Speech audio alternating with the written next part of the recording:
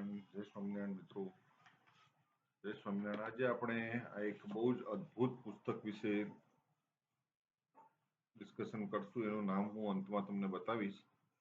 એટલું અદ્ભુત છે આ પુસ્તક, જેની કોઈ વાત ના થાય. આ સ્વામિનારાયણ સંપ્રદાયનું જ છે અને આ વાત પણ સ્વામિનારાયણ સંપ્રદાય વિશેની જ છે અને સ્વામિનારાયણના સંપ્રદાયના અધિષ્ઠા જેમને સ્થાપના કરી ઘનશ્યામ મહારાજ એમના વિશે છે. સદગુરુ શ્રી નિત્યાનંદ સ્વામી, સદગુરુ શ્રી ગોપાળાનંદ સ્વામી, આ બધા જે સ્વામી થઈ ગયા,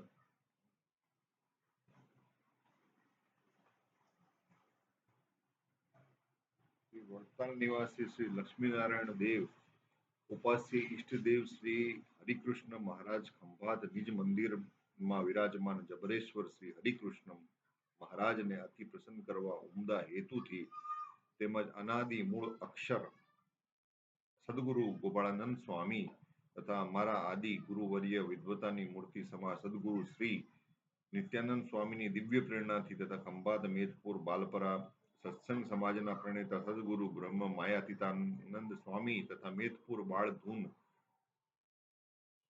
મંડળના સ્થાપક સદગુરુ શાસ્ત્રી કૃષ્ણજીવનદાસજી તથા અમારા દાદા ગુરુ સદગુરુ શાસ્ત્રી વિષ્ણુ પ્રસાદ દાસજીના આશીર્વાદથી તથા વડતાલ પીઠાધિપતિ પરમ પૂજ્ય ધર્મ ધુરંધર 1008 શ્રી આચાર્ય શ્રી રાકેશ પ્રસાદજી મહારાજની આજ્ઞાથી તેમજ વડતાલ મેનેજિંગ ટ્રસ્ટ ટ્રી બોર્ડના ચેરમેન શ્રી નૌતમ પ્રકાશજી તથા મુખ્ય કોઠારી શ્રી ધર્મપ્રિયદાસજીની સંમતિથી જબરેશ્વર શ્રી હરિકૃષ્ણ મહારાજના 180માં પાટોત્સવ પ્રસંગે શ્રી હનુમાનજી શ્રી ગણપતિના સિંહાસન ચાંદીના બનાવ્યા તથા સમગ્ર સ્વામિનારાયણ સંપ્રદાયમાં સૌપ્રથમ નિજ મંદિરના મુખ્ય 3 દ્વાર ચાંદીથી મઢાવ્યા હોય તો તે ખંભાત મંદિરમાં અને તેનો મહોત્સવ પણ અતિ દિવ્યતા અને ભવ્યતાથી ખૂબ જ ધામધૂમપૂર્વક ઉજવવામાં નક્કી કરવામાં આવ્યું. તે પ્રસંગે અમારા ગુરુવર્ય સદગુરુ પુરાણી હરિહર પ્રકાશદાસજી, સદગુરુ કોઠારી ભગવત પ્રસાદદાસજી,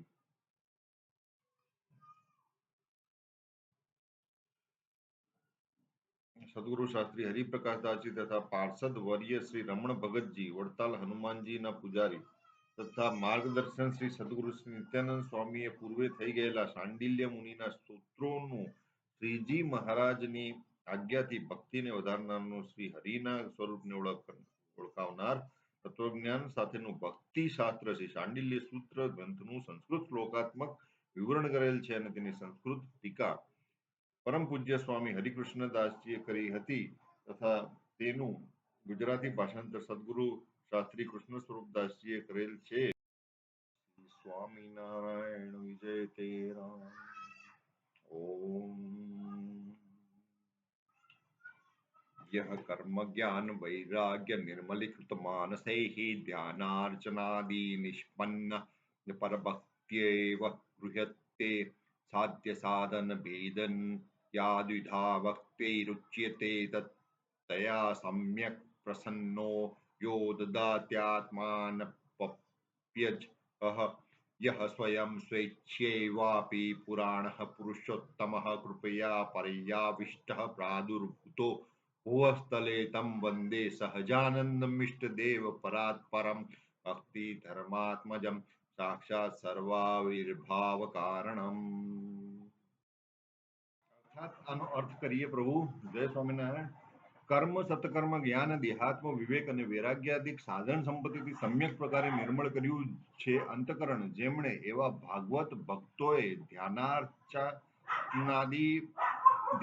અર્ચના આદિ સાધન ભક્તિથી નિષ્પન્ન થયેલા પરા પ્રેમ લક્ષણા ભક્તિથી જે પરમાત્મા ગ્રહણ સાક્ષાત કરાય છે, વળી જે પરમાત્મા ભગવાન શ્રી હરિ સાધન સાધ્ય ભેદથી જે 2 પ્રકારની ભક્તિ કહેવાય છે, તે ભક્તિથી અખંડ ધ્યાન અર્ચન આદિક સાધન ભક્તિથી સિદ્ધ થતી સાધ્ય પ્રેમ લક્ષણા ભક્તિથી સમ્યક પૂર્ણ પ્રસન્ન થઈને સ્વભક્તોને પોતાની મૂર્તિ પણ આપી દે છે, જે સ્વયં સર્વ કારણના પણ કારણ પુરાણ મૂર્તિ શ્રી પુરુષોત્તમ ભગવાન પોતાની સહજ સિદ્ધ પરમ કૃપાના વશપણાને લીધે જ આ ભૂમંડળમાં પ્રાદુર્ભાવ પામેલા છે.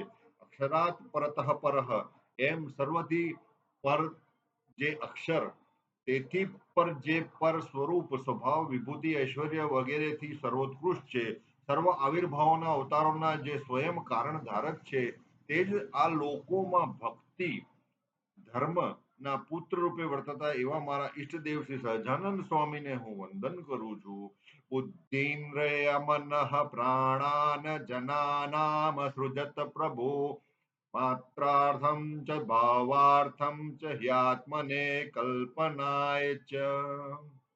જગન્નિયતા પ્રભુ શ્રી હરિએ પોતે સર્જેલા પ્રાણીઓ મધ્યે માનવ જાતિ ના પ્રાણીઓને પરમ કૃપા કરીને બુદ્ધિ ઇન્દ્રિયો મન અને પ્રાણ એ વગેરે કરણો સાધનો રચી આપ્યા છે. તે શા માટે?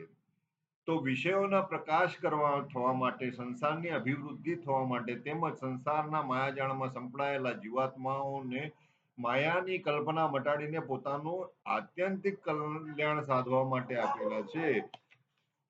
શ્રી સ્વામિનારાયણ ભગવાન આ પ્રમાણે કર્ણ કલેર પામેલા સઘળા માનવ પ્રાણીઓને સ્વમુક્તિ સાધવા માટે અને આ ભવપ્રવાહમાં તણાતા તરવાના સાધન રૂપ સર્વાંગ સંપૂર્ણ નિર્દેહ આપેલો છે. તો આવા અતિ દુર્લભ માનવ દેહને પામીને જે પુરુષ પોતાના આત્યંતિક કલ્યાણનું સાધન નથી કરતો, તે તો જન્મ સર્વથા નિરર્થક નિષ્ફળ છે એમ જાણવું ખરું છે. કે ધર્માર્થ કામ મોક્ષાણામ યસ્તેકો અપી ન વિદ્યતે અજા ગલસ્તન્યસેન સેવ રસ્ય જન્મ નિરર્થકમ. ધર્મ અર્થ કામ અને મોક્ષ ચાર પુરુષાર્થમાંથી એકે પુરુષાર્થ જેને સાધ્ય નથી, તો તેનો જન્મ અજાગળ સ્તનની માફક સર્વથા નિરર્થક